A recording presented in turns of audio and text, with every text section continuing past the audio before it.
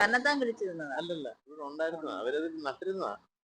ഞാനത് വെട്ടിക്കളയാൻ പോയത്. അപ്പൊ ഞാൻ പറഞ്ഞു അടുത്ത വർഷം ശരിക്കും കായ്ക്കും. അല്ല,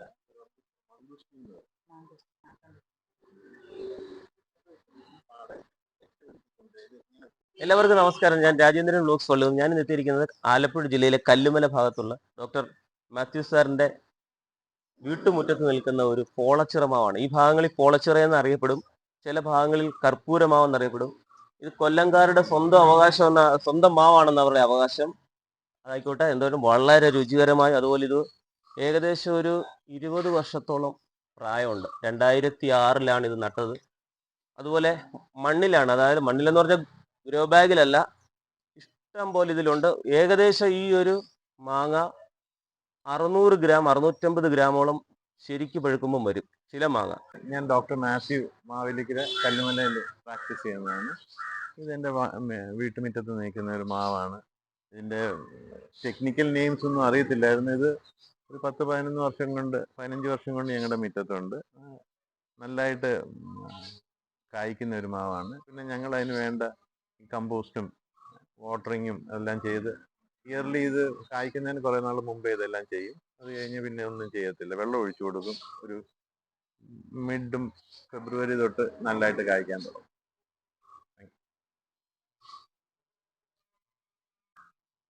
ഈ നിറം കണ്ടില്ലേ? ഈ നിറം എന്ന് പറയുന്നത് ഈ മാങ്ങ ഏകദേശം നല്ല രീതിയിൽ വിളഞ്ഞു നിൽക്കുകയാണ്. ഇതിനി അങ്ങോട്ട് പൊട്ടിച്ചിട്ട്, അതുപോലെ തന്നെ ഒരു ചെറിയ ടിപ്പുണ്ട്. ഈ മാങ്ങയിൽ പുഴു ഉണ്ടെന്നുണ്ടെങ്കിൽ 15 ഗ്രാം ഉപ്പ് 1 ലിറ്റർ വെള്ളത്തിൽ കലക്കിയതിന് ശേഷം നന്നായി വെട്ടി തിളപ്പിക്കുക.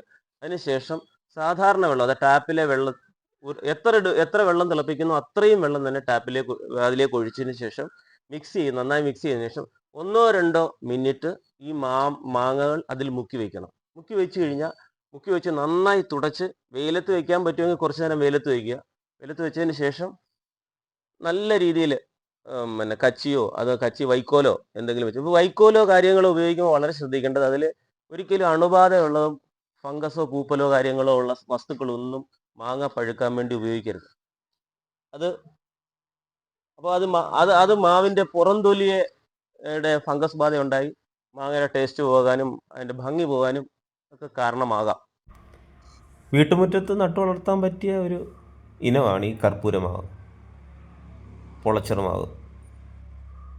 ഗ്രോ ബാഗിലും നടാം, പക്ഷേ മണ്ണിൽ നടുന്നതാണ് ഏറ്റവും നല്ലത്. വർഷങ്ങളോളം നിന്നോളും.